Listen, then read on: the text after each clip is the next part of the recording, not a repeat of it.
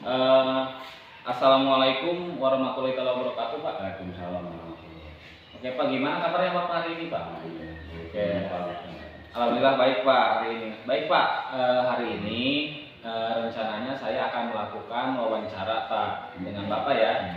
Boleh, Pak? Boleh. Oke, paling waktunya sekitar 20 menit, Pak ya. Nah, wawancara hari ini terkait dengan ini, Pak, dilema etika, Pak ya, dan rujukan moral. Nah, tentang kasus-kasus yang berkaitan dengan itu.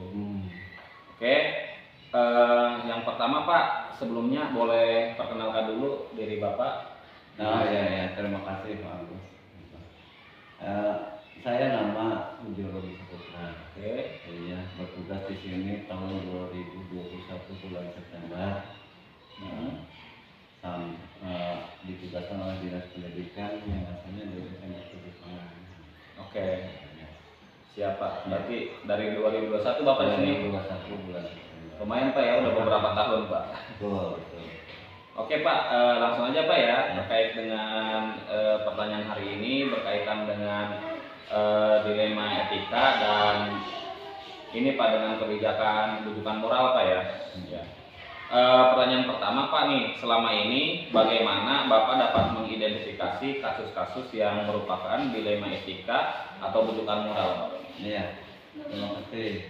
Yang pertama mungkin untuk mengidentifikasi kasus-kasus mengenai dilema etika ya, ini adanya seperti itu. Yang pertama kita harus mengenali dulu kasusnya apa. Oke. Kasusnya apa, kemudian apa kepentingan di dalam kasus tersebut. Oke. Karena setiap orang atau setiap kasus tersebut ada nilai benarnya di antara dua kasus tersebut. Iya. Kita tidak mencari kesalahan, tapi mencari solusi yang terbaik. Oke. Mengidentifikasi. Oke, berarti Bapak dilema etika itu ketika kasusnya yang satu benar yang satu benar, Pak ya? Ya. Rujukan moral yang satu benar yang satunya salah, Pak. Gitu. Oke, Pak, terus Pak, bagaimana Bapak bisa menjalankan pengambilan keputusan di sekolah ini, Pak? Terutama untuk kasus-kasus di mana ada dua kepentingan yang sama-sama benar, Pak, atau sama-sama mengandung nilai kebajikan, Pak. Ya, yang pertama ini harus menggunakan teknik mengelola gitu ya. Untuk kasus-kasus yang memiliki nilai benar dan mengandung nilai kebijakan yang sama. Iya, Pak. Untuk menentukan skala prioritas mana, kasus mana yang harus mendapatkan perhatian lebih. Oke, Pak. Yang pertama mungkin kita rencanakan dulu kasus dari kasus yang terjadi, rencanakan bagaimana. Yang kedua kita identifikasi masalah kasus tersebut, kita identifikasi apa penyebabnya, kemudian apa ciri-ciri dari kasus tersebut, kemudian apa akar masalahnya. Kemudian kita lakukan cari solusi untuk menentukan mana yang paling penting atau mana yang paling mendesak untuk diselesaikan. Ya, berarti Bapak untuk kasus itu bikin rencana dulu, Pak ya? Ya. Identifikasi sama cari solusi dan cari yang paling prioritas, Pak ya? Oke, Pak, selanjutnya Pak, langkah-langkah atau prosedur seperti apa yang biasa Bapak lakukan, Pak, selama ini, Pak? Kalau saya menangani kasus yang termasuk ke dalam Dilema etika. dilema etika, dua kepentingan yang benar dan mungkin kedua tersebut sama-sama benar menurut mereka, tapi kita bukan mencari yang mana yang salah. Itu kita lihat dulu penyebabnya untuk mengidentifikasi apa sih penyebabnya. Kemudian kita, ini penyebabnya, kita identifikasi. Setelah itu bukan hanya penyebabnya yang kita tentukan, pendukung dari masalah itu terjadi apa.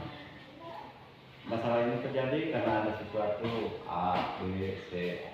Nah, yang paling penting dari sebuah masalah ini adalah menentukan akar masalahnya. Itu yang menjadi dasar kita menetapkan solusi yang terbaik untuk kedua belah pihak. Oke, baik Pak. Kemudian Pak, hal apa nih yang selama ini Bapak anggap efektif, Pak, dalam pengambilan keputusan pada kasus-kasus dilema etika? Selama ini sekolah masih mengandalkan musyawarah. Musyawarah apabila ada pertentangan diajukan kasus-kasus mengadakan musyawarah. Berarti musyawarah Pak ya yang Bapak lakukan.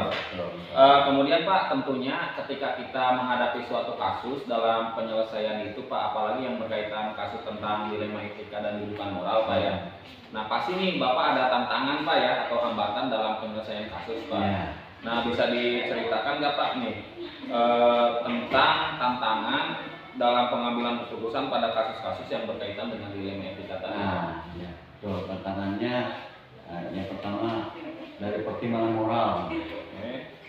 Pertimbangan moral antara saya sebagai pengambil keputusan dengan orang-orang yang berhubungan dengan kasus-kasus tersebut. Pertimbangan moral ini memang menjadi dilema bagi kami. Jika diputuskan A bagaimana, jika diputuskan B bagaimana, tapi tetap sebagai tantangan. Ini kasus yang berkaitan dengan dilema etika Pak, ketika Bapak akan melakukan keputusan yang A misalnya benar, yang B juga benar, tapi tidak bisa dilakukan antara dua sekaligus Pak. Karena itu satu hal yang menuntut saya untuk menetapkan mana yang paling baik. Masalahnya itu masalah setingkat SMP sekarang, usia SMP sekarang mungkin perilakunya sudah perilaku anak dewasa, ya, terutama masalah kenakalannya dan berhubungan dengan masalah haknya, yaitu apa, penciptaan. Satu sisi sebagai manusia kita harus menetapkan bahwa itu adalah haknya, ya, haknya haknya menyukai seseorang. Tapi satu sisi lain di sekolah kita harus menegakkan bahwa hal seperti itu kita melanggar aturan sekolah karena tidak diizinkan siswa untuk melakukan itu. Untuk menetapkan seperti itu, maka yang pertama kita hargai dulu haknya, kita hormati dulu bahwa itu haknya. Kemudian setelah dia itu sadar bahwa itu memang haknya, sekolah menyarankan agar jangan dulu dilakukan, jangan dulu terjerumus sampai ke jurang yang lebih besar. Mungkin hanya itu Pak. Oke. Kemudian Pak, dalam penanganan kasus dilema etika nih, dalam ini Pak, adakah jadwal rutin misalkan dalam sebuah penyelesaian kasus dilema etika? Apakah Bapak langsung misalkan menyelesaikan di tempat mana? Ada kasus nih Bapak tanggapi dan Bapak selesaikan gitu. Untuk menyelesaikannya bentuk atau prosedur seperti apa nih Pak kalau ada? Kalau jadwal tidak ada Pak untuk menanganinya. Iya. Tapi kalau bimbingan ada. Oh iya. Bimbingan melalui program Alikla, program BP, walaupun kita tidak punya guru BP. Tapi kalau jadwal untuk menangani kasus itu tidak ada. Berarti tidak ada jadwal Pak ya, bersifat insidental Pak ya. Tapi untuk pembinaan ada. Baik dari awal pelajaran langsung ataupun dalam kegiatan pelatihan. Oke. Baik Pak, dalam penanganan kasus seperti dilema etika karena tadi tidak terjadwal Pak, tapi ada penanganan khusus Pak ya? Ya. Bisa diceritakan Pak, misalkan alurnya itu seperti apa gitu Pak? Pertama misalkan ada siswa yang bermasalah ke siapa dulu atau bagaimana? Nah ya, yang pertama kita seperti tadi ya, dari awal kita identifikasi masalahnya. Berhubungan dengan siswa si A melanggar tata tertib yang menurut kami ini sudah tidak bisa ditolerir lagi. Karena itu yang pertama kita cari penyebabnya, kemudian yang kedua kita mengadakan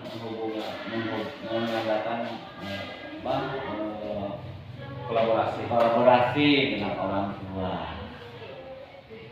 Apa sih penyebab yang sebenarnya? Itu Pak. Oke.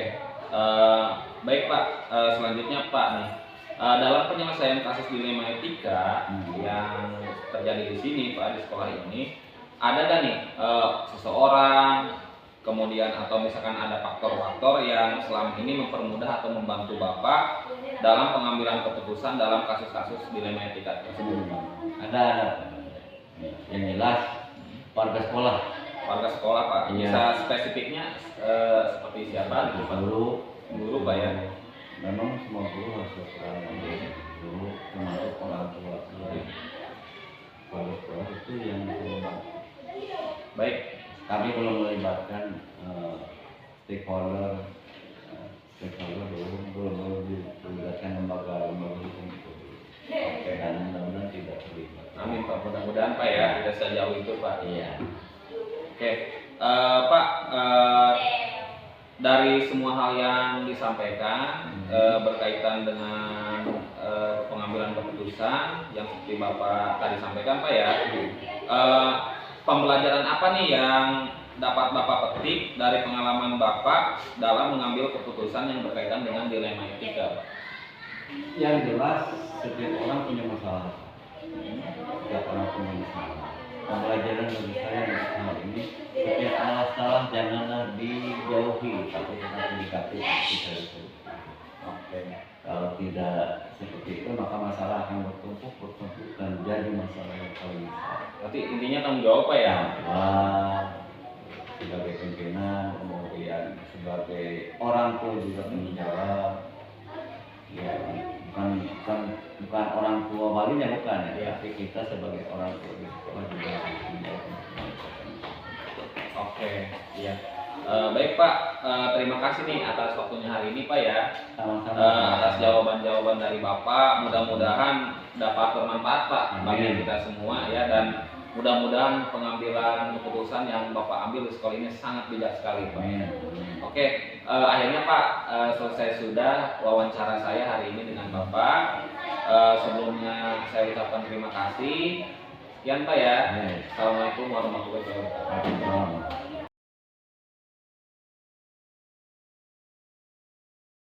Assalamualaikum warahmatullahi wabarakatuh. Kembali lagi dengan saya Agus Sutrisna SPD dari SMP 1 Atap 6 Panggarangan, CGP Angkatan 8 Kabupaten Lebak. Pada sesi kali ini saya akan melaksanakan wawancara dengan kepala sekolah, yaitu kepala sekolah SMP 1 Cihara, yaitu Bapak Tatang Bustaman.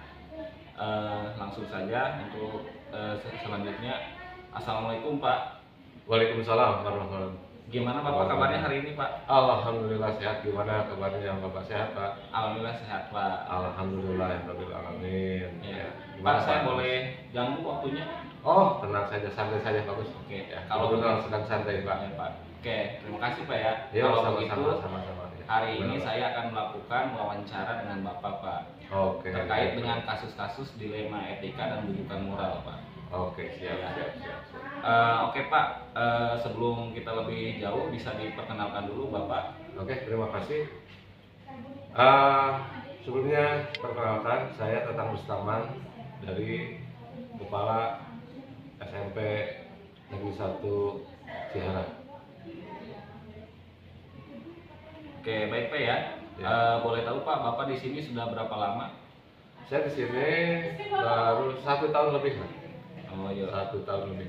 Berarti masih tergolong baru Pak ya? Masih tergolong baru, betul. Pak. Oke Pak, langsung aja Pak ya. Saya di Iya. sini akan bertanya sama Bapak beberapa pertanyaan Pak terkait Oke. dengan dilema etika dan Iya. rujukan moral. Oke, Nah, siap.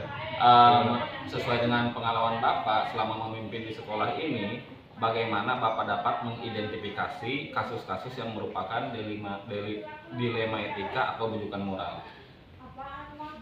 Baik Pak, untuk di SMP 1 Cihara sendiri, kalau dilema etika kita dihadapkan dengan kasus yang satu benar dan satu lagi benar. Oke.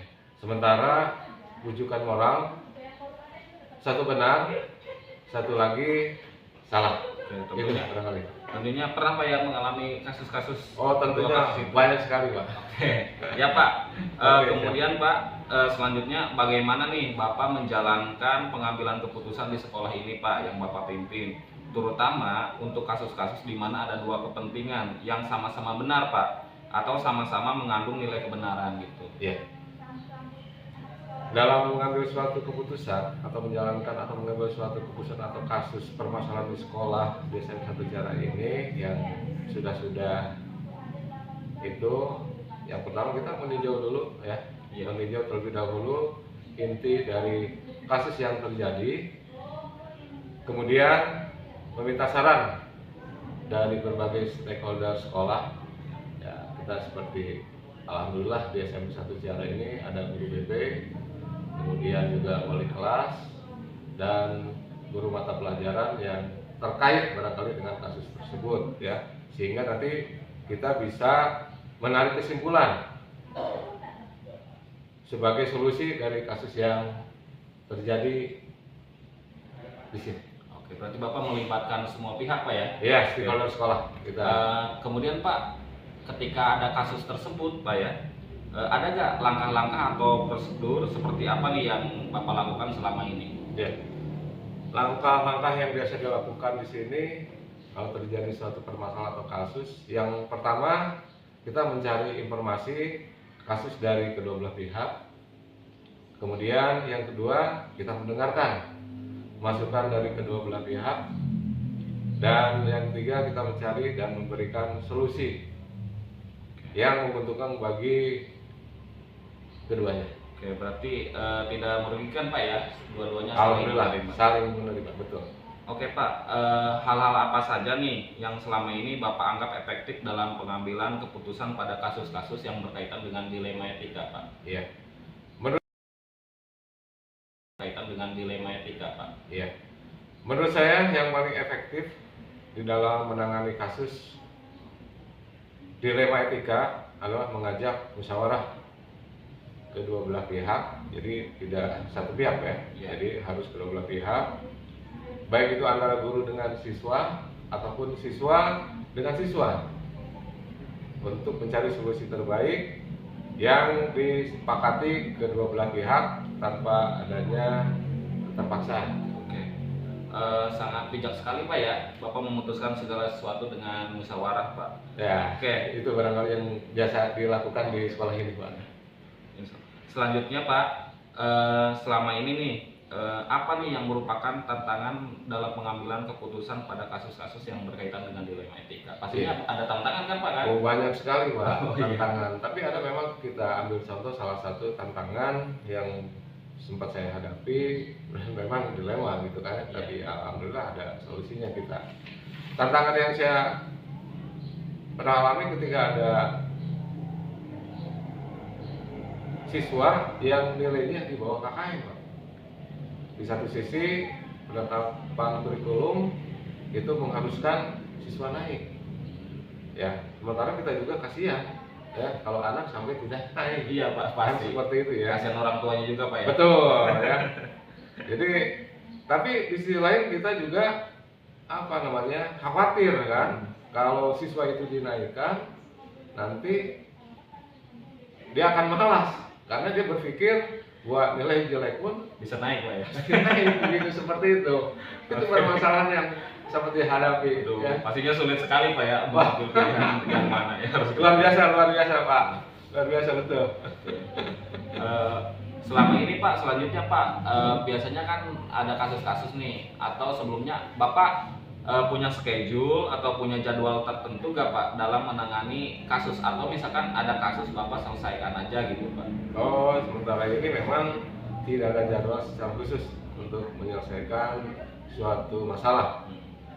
Saya menyelesaikan masalah bersifat insidental, ya, bersifat ketika terjadi masalah di sekolah. Saat itu juga kita selesaikan, ya, semakin cepat semakin lebih baik. Oke. Permasalahan itu bisa diselesaikan. Oke, berarti Seperti itu. tidak ada jadwal secara tentu Pak ya? Tidak ada, Karena tidak ada kasus selesaikan langsung gitu Pak ya? langsung beres, langsung tuntas. Oke Pak, Ya, oke. tentunya ketika Bapak menangani kasus, Bapak tidak sendiri Pak ya? Oh, jelas lah. Ya, siapa saja nih Pak selama ini yang membantu Bapak dalam menangani kasus-kasus, terutama yang berkaitan dengan kasus dilema etika Pak? Iya. Tadi sudah saya sebutkan bahwa saya tidak bisa memutuskan langsung secara pribadi, tetapi kita pun punya stakeholder ya, terutama di sekolah dulu intern kita bicara dengan semua stakeholder sekolah, baik itu guru ya, kemudian guru yang beri tugas tambahan yang terkait saja agar permasalahan tadi bisa segera diselesaikan. Apalagi kita bisa memanggil orang tua ya, memanggil orang tua untuk melibatkan masalah ini. Jadi orang tua pun biar tahu bagaimana perkembangan anak didiknya sekolah di sini. Jadi setiap ada permasalahan pasti pihak sekolah selalu memanggil orang tua siswa. Oke. Sangat baik sekali Pak ya. Pokoknya ada kolaborasi dengan orang tua Pak. Betul. Oke Pak. Kemudian Pak, dari semua yang Bapak sampaikan hari ini, apa yang dapat Bapak petik pengalaman atau pembelajaran tentang pengambilan keputusan mengenai dilema etika? Ya. Pembelajaran yang bisa saya ambil dari pengambilan keputusan, yang pertama kita jangan tergesa-gesa dalam mengambil suatu keputusan ya. Karena tadi itu kekhawatiran ada hal yang harus kita pertimbangkan. Kita jangan terburu-buru dalam mengambil suatu keputusan, tapi keputusan itu diambil dengan melibatkan berbagai pihak yang terkait ya. Baik itu internal sekolah maupun di luar internal sekolah ya. Seperti itu barangkali Pak. Mungkin itu saja Pak.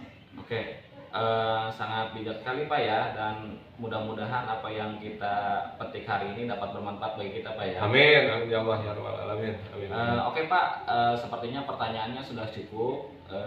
Terima kasih sebelumnya Pak atas jawaban-jawabannya. Sama-sama. Mudah-mudahan ini dapat menjadi ilmu pengetahuan baru buat kita semua Pak ya. Amin. Ya, mohon maaf mengganggu waktunya Pak. Oh, tidak Pak. Terima kasih. Ya, Assalamualaikum sama-sama. warahmatullahi wabarakatuh Pak. Waalaikumsalam.